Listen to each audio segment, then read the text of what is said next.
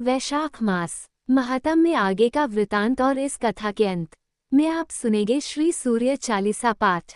इसके पहले के अध्याय में आपने जाना था कि किस प्रकार इंद्रद के साथ ही अन्य राजा और उनके सेवक भी अपना अपना सामान लेकर जो खरीदने की बेचने की वस्तुएं थी उन्हें साथ लेकर जिसके लिए जो भी मार्ग सीधा और आसान लगा वह उसी से चल दिया। नीलांचल पर पहुंचने वाले कठिन से कठिन रास्तों के द्वारा भी लोगों ने यात्रा की। महाराज इंद्रदम समस्त पूर्वास हों तथा हर्ष में भरी हुई चतुरंगी सेना से घिरे हुए थे। जंगल का रास्ता जानने वाले पुरुष जो मार्ग बतलाते उसी से राजा यात्रा करते थे। मार्ग के दोनों ओर आने वाले देशों और वनों को देखते हुए वह बड़ी तेजी से यात्रा कर रहे थे। महानदी के तट पर जहाँ वृक्ष बहुत कम थे तथा पर्वतीय गुफाओं के कारण जो स्थान बहुत प्रसिद्ध था वहाँ उन्होंने अपराह्न काल का आवश्यक कृत्य करने के लिए अपनी सेना का पड़ाव डाला। फिर अपने पुरोहित के साथ नदी के जल में उतरे और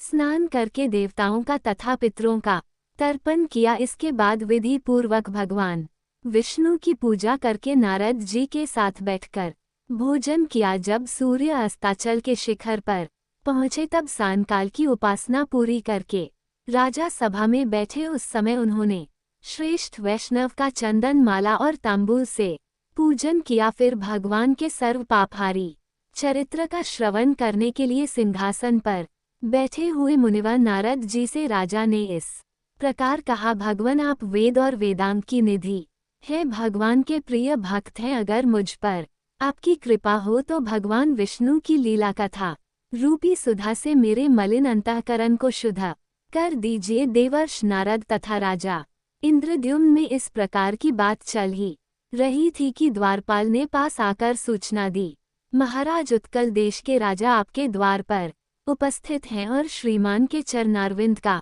दर्शन करना चाहते हैं। सुनकर राजा बोले, श्रीमान ग्रह नरेश को शीघ्र ही भीतर लेकर आओ, उनका दर्शन करके हम सब लोग पाप रहित हो जाएंगे। महाराज का ये वचन सुनकर द्वारपाल ने शीघ्र ही राजसभा में उत्कल नरेश का प्रवेश कराया। अपने वैष्णव मंत्रियों के साथ राजसभा में प्रवेश करके द्रदेश के राजा ने इंद्रद्युम्न के वंदनीय चरणों को सादर नमस्कार किया। तब उन वैष्णव नरेश को उठाकर महाराज इंद्रद्युम्न ने उनका सत्कार किया और अपने आसन पर ही बिठाकर विनय युक्त वचनों में कहा, राजन आप कुशल से तो है ना?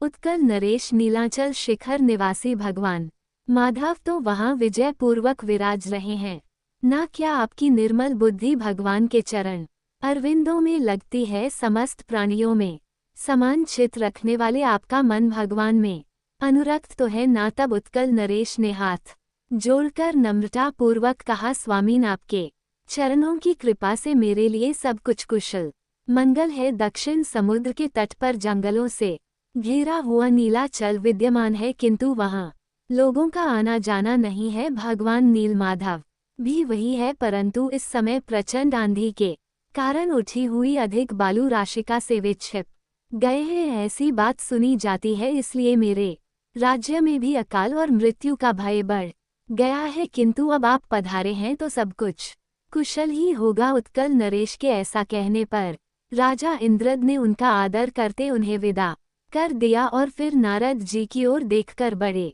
उदास स्वर से कहा, मुने ये क्या हो गया?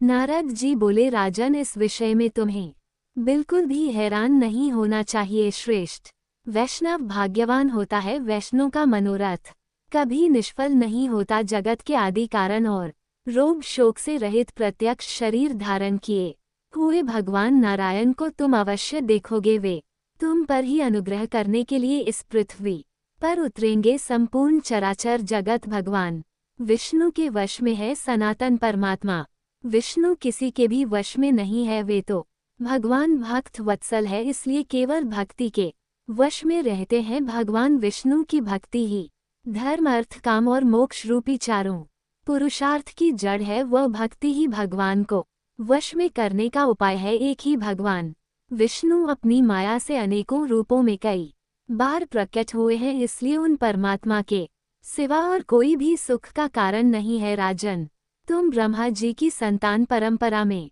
पांचवें पुरुष हो, साथ ही श्रेष्ठ वैष्णव हो। तुमने 18 विद्याओं में पूर्ण विद्वता प्राप्त की है और तुम सदैव सदाचार में स्थित रहते हो। तुमने इस पृथ्वी का न्याय पूर्वक पालन भी किया है। विशेषतः तुम ब्राह्मणों के पूजक हो, इसलिए पुरुषोत्तम क्षेत्र में इन चर्म चक्षु से भगवान पुरुषोत्तम का दर्शन तुम्हें अवश्य ही प्राप्त होगा। तुम्हारे इस कार्य में ही तो स्वयं ब्रह्मा जी ने मुझे नियुक्त किया है।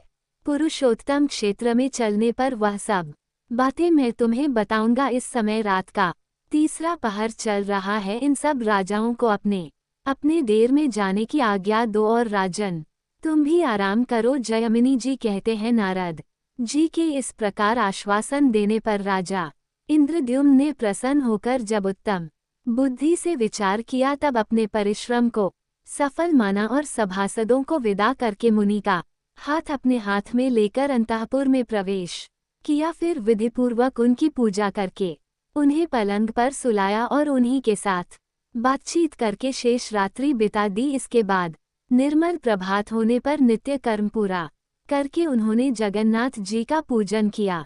इसके बाद सब महानदी के पार उतरे और फिर इसके बाद उत्कल देश के राजा के बताए हुए रास्ते से राजा इंद्रद्युम्न अपनी सेना के साथ कामर नामक क्षेत्र की ओर बढ़ चले।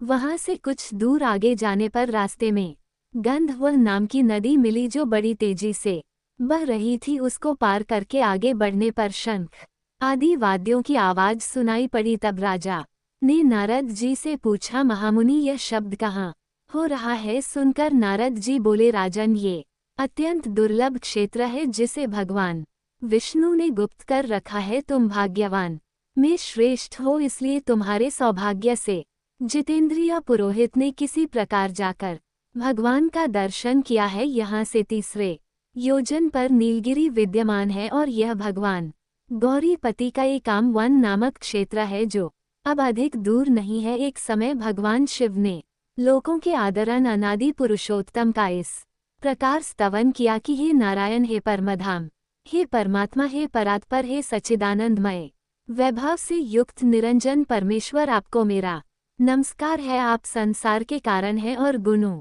के भेद से सृष्टि पालन तथा सार रूप कर्म किया करते हैं। आपने अपनी ही योग माया से अपने को गुप्त कर रखा है। आपको नमस्कार है।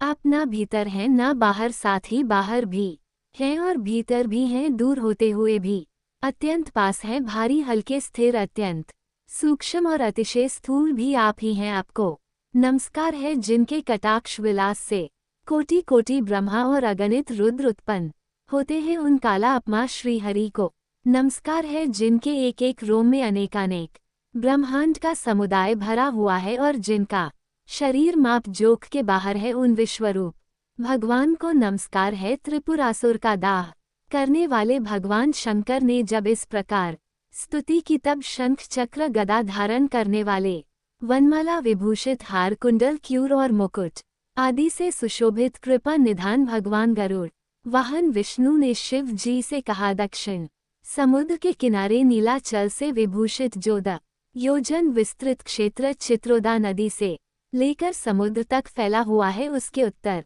एका वन नामक सुंदर वन है। वहीं पार्वती जी के साथ आप निवास करें। यहाँ सब लोगों की सृष्टि करने वाले ब्रह्मा जी मेरे आदेश से आपको कोटि लिंगों के अधीश्वर पद पर अभिषिक्त करेंगे। भगवान विष्णु के ऐसा कहने पर भगवान शिव कहने लगे, देव देव जगन्नाथ शरणागत दुख भंजन, हे प्रभु, हे जगत अपते आप पुरुषोत्तम क्षेत्र में जाने के लिए जो आज्ञा दे रहे हैं उसे शिरोधार्य करके मैं उस मोक्षदायक कल्याण में तीर्थ में जाऊंगा। ऐसा कहकर फिर भगवान शंकर उस क्षेत्र में पधारे। फिर साक्षात ब्रह्मा जी ने वहां भगवान शंकर की स्थापना की। राजन, अब हम सब लोग वहां चलेंगे और त्रिपुर विनाशक शिवजी का भी दर्शन करेंगे। ये जो शिवजी का क्षेत्र है इसे तमोगुण का नाशक बताया गया है, जो रजोगुण को भी धो डालने वाला क्षेत्र है वह विरज मंडल नाम से प्रसिद्ध है। सत्व गुण की अधिकता के कारण पुरुषोत्तम क्षेत्र मुक्तिदायक बताया गया है। महाराज, जिनका मन पाप कर्मों से मलिन हो गया है उनका विश्वास इस क्षेत्र में कभी नहीं जमता। नारद जी की बात सुनकर राजा का मन प्रसन्न हो गया और कहने लगे, ब्राह्मण, आपने मुझे परम पावन क्षेत्र का परिचय दिया जहाँ पर साक्षात भगवान उमापति विराजमान है, वहाँ पर हम अवश्य ही चलेंगे। इस निश्चय के बाद देवर्ष नारद और राजा इंद्र दमन दोपहर के समय सेना के साथ एकामत में पहुंच गए। वहां विंदु तीर्थ में स्नान करके उसके तट पर विद्यमान भगवान पुरुषोत्तम का उन्होंने विधिपूर्वक पूजन किया। उसके बाद वे कोटेश्वर महालय को गए। वहां जल से तरह तरह आचमन करके सात्विक धर्म में स्थित राजा ने त्रिभुवन अर्थात भुवनेश्वर नामक लिंग का महास्नान की विधि से पूजन किया। फिर अनन्य चित्त से भगवान शंकर जी का ध्यान करते हुए वे खड़े रहे। तब भगवान शंकर ने प्रसन्न होकर स्पष्ट वाणी में कहा, महाराज इंद्र दमन, थोड़े ही समय में तुम्हारा मनोरथ पूर्ण होगा। इसके बाद उन्होंने नारद जी से कहा, महाभाद्र माँ जी ने जो आज्ञा आपको दी है उसे इस राजा द्वारा अमित यज्ञ कराते हुए पूर्ण करो। पुरुषोत्तम क्षेत्र साक्षात भगवान विष्णु का स्वरूप है, उसमें भी परम पुण्य मंत्रवेदी भगवान विष्णु के हृदय के समान मानी गई है, जिसकी रक्षा के लिए श्री विष्णु ने 8 स्वरूपों में मुझे स्थापित किया है। शंखा का पुरुषोत्तम क्षेत्र के अग्रभाग में दुर्गा देवी के साथ मैं नीलकंठ नाम से निवास करता हूँ। वहीं इस राजा को ले चलो। इस समय नीलमणि में विग्रह वाले भगवान श्री हरि अंतर ध्यान हो गए हैं। वहां मेरी आज्ञा से भगवान श्री नरसिंह देव का क्षेत्र बनाओ। उस क्षेत्र में हमारे पास में ही राजा इंद्र एक सहस्त्रमित यज्ञ करे। यज्ञ समाप्त होने पर इन्हें वह अद्भुत ब्रह्म स्वरूप वृक्ष भी दिखलाओ। उसके द्वारा विश्वकर्मा जी 4 प्रतिमाओं का निर्माण करेंगे और उन प्रतिमाओं की स्थापना करते समय ब्रह्मा जी स्वयं वहां पधारेंगे। तदंतर यह राजा समस्त पापों का नाश करने वाले और संपूर्ण जगत के आधारभूत भगवान विष्णु का दर्शन करेंगे। काष्ठ में शरीर अर्थात लकड़ी का शरीर धारण करके प्रकट हुए भगवान दर्शन मात्र से मोक्ष प्रदान करने वाले होंगे। नारद भगवान विष्णु अपनी आज्ञा के पालन और भक्ति से बहुत प्रसन्न होते हैं। तब देवर्षि नारद जगत गुरु महादेव जी को प्रणाम करके हाथ जोड़कर बोले। उन्होंने जो कुछ भी महादेव जी से कहा भक्त जनों, उसका वृतांत आप सभी अगले अध्याय में सुनेंगे। अब सुनिए श्री सूर्य चालीसा पाठ। श्री रवि हरत हो गोर तगनित किरण पसारी, वंदन करु तब चरणन में अर्घ देऊ जलधारी। सकल सृष्टि के स्वामी हो सच राज के नाथ, निस दिन होत तुमसे ही होवत संध्या प्रभात। जय भगवान सूर तमहारी, जय खगेश दिनकर, शुभकारी तुम हो सृष्टि के नेत्र। स्वरूपा त्रिगुणधारी त्रिवेद, स्वरूपा तुम्ही कर्ता पालक। संहरक भुवन चतुर्दश के, संचालक सुंदर बदन चतुर्भुजधारी रश्मि रथी। तुम गगन बिहारी चक शंख अरु श्वेत कमल धरवर, मुद्रा सोहत चोटेकर शीश मुकुट कुंडल गल, माला चारु तिलक तब भाल। विशाला सप्तश्वर्थ अति द्रुतगामी अरुण, साथी गति अभिरामी रक्त वरुण आभूषण धारक अति प्रेतो। ये लाल पदारथ सर्वात्मक तुम्हें ऋग्वेद मित्र कहे। तुमको सब वेदा पंच देवों में पूजे जाते। मनवांछित फल साधक पाते 12 नाम जाप। उद्धारक रोग शोक अरु कष्ट, निवारक माँ कुंती तब ध्यान लगायो। दानवीर सूत कंसो पायो, राजा युधिष्ठिर तब जस गायो। अक्षय पात्र वो वन में पायो, शस्त्र त्याग। अर्जुन अकुरा वन आदित्य हृदय से पायो। विद्याचल तब मार्ग में आयो, हाहाकार तिम्म से छायो। मुनि अगस्त गिरी गर्व मिटायो, निज तप बल से विंध न वायो। मुनि अगस्त तब महिमा गाई, सुमिर भय विजय। रघुराय तोहे बरोक मधुर फल जाना, मुख में लीन तोहे। हनुमाना तब नंदन शनिदेव कहावे, पवन के सूत। शनि तीर मिटावे यज्ञ व्रत स्तुति, तुम्हारी कीनी भेंट शुक्ल यजुर्वेद की दी। सूर्यमुखी ऋतर तब रूपा कृष्ण सुदर्शन, भानु स्वरूपा नमन तोहे। ओंकार स्वरूपा नमन, आत्मा अरुकाल स्वरूपा। दिग दिगंत तब तेज प्रकाश उज्ज्वल, रूप तुम ही। आकाश 10 दिग्पाल करत तब सुमिरन, अंजलि नित्य करत है अर्पण। त्रिविध ताप हरता तुम भगवन, ज्ञान ज्योति करता तुम भगवन। सफल बनावे तब आराधन, गायत्री जप सरल है साधन। संध्या त्रिकाल करत जो कोई पावे, कृपा सदा तब वही। चित शांति सूर्याष्टक देव व्याधि अपासब, हर लेवे अष्टदल कमल यंत्र। शुभकारी पूजा उपासना तब सुखकारी माघ मास।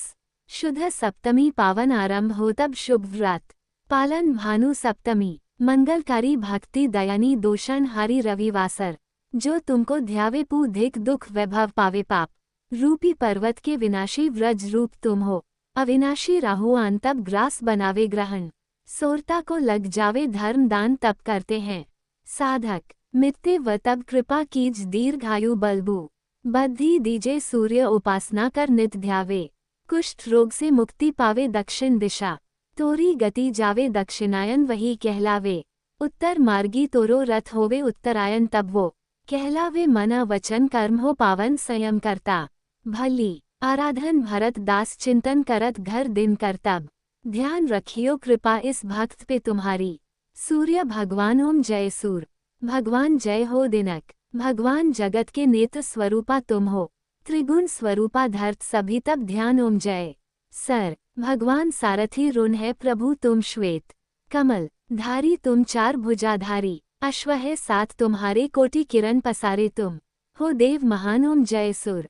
भगवान उषा काल में जब तुम उद्याचल आते सब तब दर्शन पाते फैलाते। उजियारा जागता तब जग सारा करे सब तब गुणगान ओम जय सुर। भगवान संध्या में भुवनेश्वर अस्था चल जाते। गोधन तब घर आते गोधूली बेला में हर घर हर आंगन में हो तब महिमा गान ओम जय सुर। भगवान देव दनुज नर नारी ऋषि मुनिव भजते। आदित्य हृदय जपते स्तोत्र ये मंगलकारी इसकी है रचना न्यारी दे नवजीवन दान ओम जय सूर्य। भगवान तुम हो त्रिकाल रचयिता तुम जग के आधार। महिमा तब अपरंपार प्राणों का सिंचन करके भक्तों को अपने देते बल बुद्धि और ज्ञान ओम जय सूर्य। भगवान भूच जल चर खेच सबके हो प्राण। तुम ही सब जीवों के प्राण। तुम ही वेद पुराण बखानी धर्म सभी तुम्हें माने। तुम ही सर्व शक्तिमान ओम जय सुर। भगवान पूजन करती दिशाएं पूजे दश दिक्पाल। तुम भुवन के प्रतिपाल ऋतुए तुम्हारी दासी तू।